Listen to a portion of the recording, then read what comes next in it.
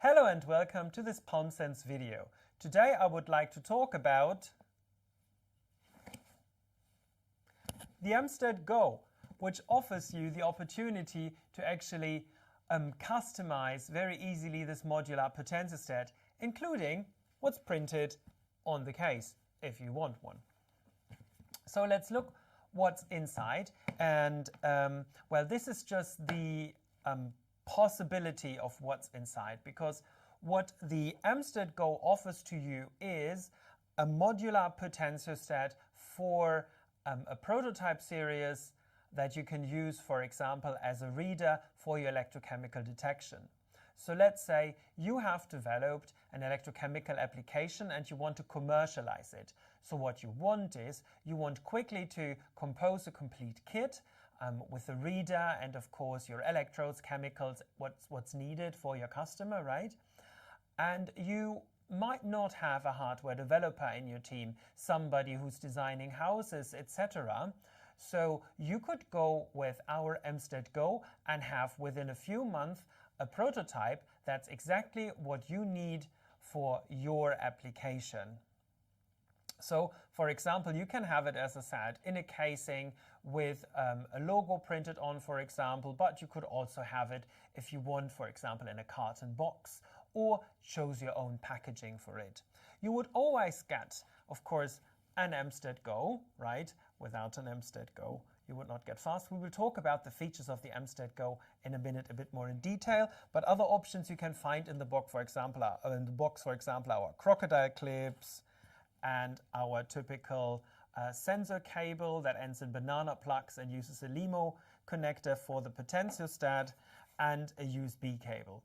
There are more accessories that we can offer, so this is just an example, but this is just to show you what's possible. Okay, so let's have a look at the EmStat Go.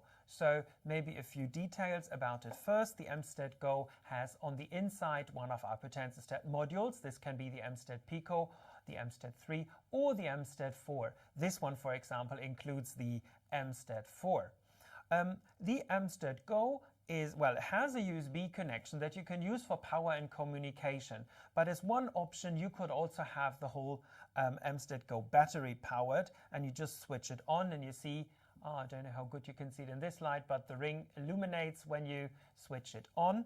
And if you connect it to a power source, you will see that this ring is rotating to indicate that you are charging the device. If the device is fully charged, it stops rotating. If, for example, the battery would run low, you have a flashing signal for that as well. Also, you can include Bluetooth, which makes sense when you have a battery, and then you can have wireless communication. But that are not the only features that you can adjust to your liking. Oh, by the way, while we're talking about the button, the measuring indicator, where you can control the two LEDs, the red and blue one inside, you also can exchange the complete keypad. So with a certain amount of devices that you order, you can also order keypads that are made with your logo, with the name of your device, right? Maybe it's the Deluxe Diagnostics Detector or the Environmental Sense, right? And so you want to have your corresponding logo and name on your keypad. Right, but of course all electrochemical applications are very individual and might require different connections. So you see here now in the front we have this LEMO connector that works wonderful with our sensor cable. You just plug it in and there you go.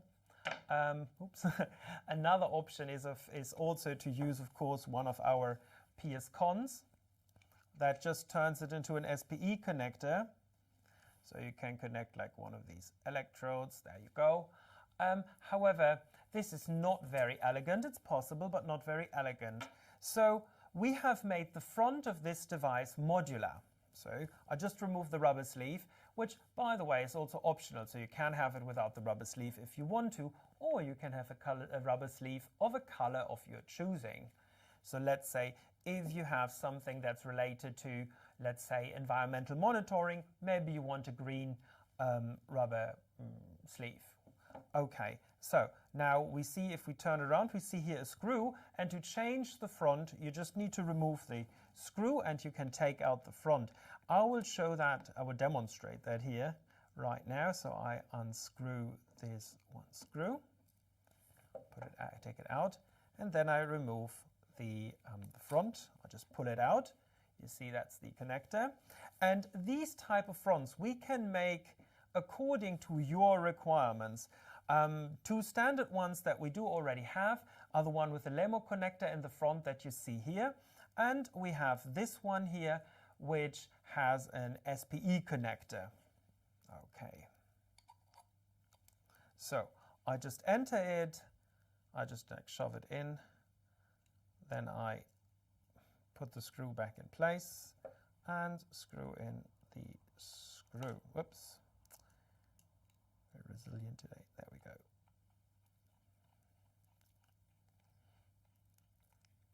And you have changed the front. The different fronts that we can offer. So we have here this SPE connector front, or other options that we have are a front for example, for multiple electrodes. So let's say you have two sensors because you're monitoring, for example, fruits and the sugars in these fruits. So you might want to have another sensor system for fructose and one for sucrose and one for glucose, let's say. So we can put multiple of these sensor connections in the front together with a switch. So you would have a small multiplexer in the front of the instrument. Other options are that, for example, you have multiple working electrodes. So we can make it a broader front. You can have a temperature sensor in the front, or you can have in the front an LED that's another indicator, for example. So instead of having just a light on the top, you can have also a light in the front. The SPE connector also comes with integrated drop detection hardware. And I would like to show you two features in MethodSCRIPT. So one option that to write your own software for this device. And I would like to show you how to control the measuring LED and to use drop detection. So for performing drop detection, I first will enter an electrode in the device. Oops, sorry. I switch the device on. Oh, it is already on. Very good. And then I connect it to the software. So there I go. So yes, then I want now to write a small piece of software that will help me to perform the drop detection. Okay, so I'm here in PSTrace, and as usual, I will want to connect to my instrument. And what I want now to do is, I want to start the instrument, and then it's ready and waiting for a drop. It should indicate that with a blue measuring LED, as soon as a drop is applied, it should start a square wave voltammetry, changing the LED to a red light, and then after the measurement is finished, the LED should be switched off.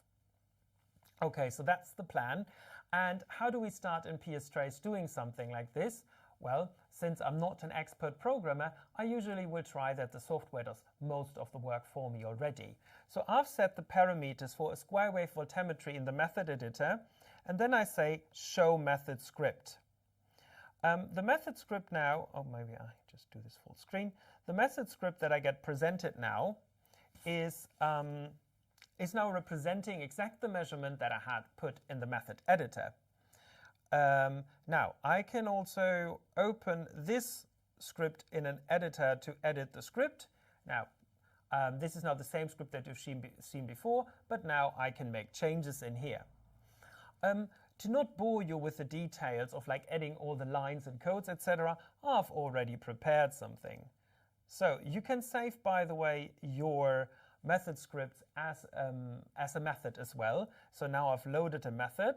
And when I open the script, it looks similar, but more than previously. So we still have the original measurement in here, which is this part where we perform the square wave voltammetry. So all of that came from show MethodSCRIPT, from that button that was made for me. Now I just needed to know some other details. So you have to set your GPIOs, so different pins in the device, to high or low to activate the drop detection and to set the LEDs. So here I set the, here I basically ready this drop detection, then I switch on the drop detection, and also here I enable the drop detection and I switch on the blue pin. So that happens at the very beginning of the script. Then I go to a little loop, and in this loop, the instrument is just reading all the time if it detected a drop.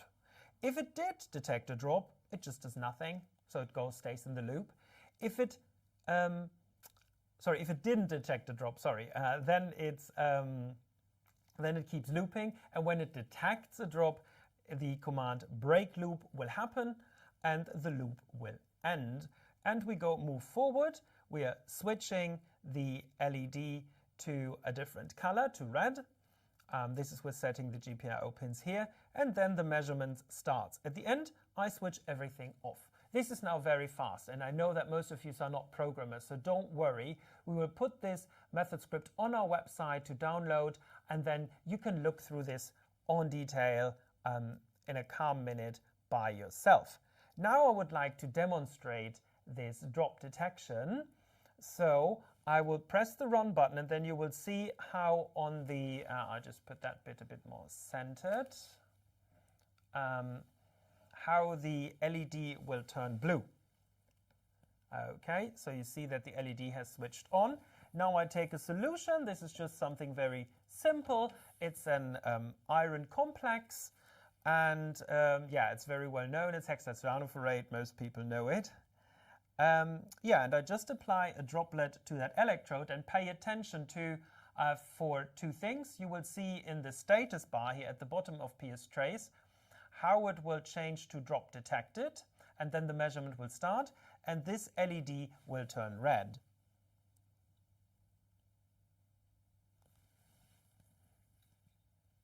And there you see we're running our square wave voltammetry. So this is just one example in how you can easily write your own methods and your own applications.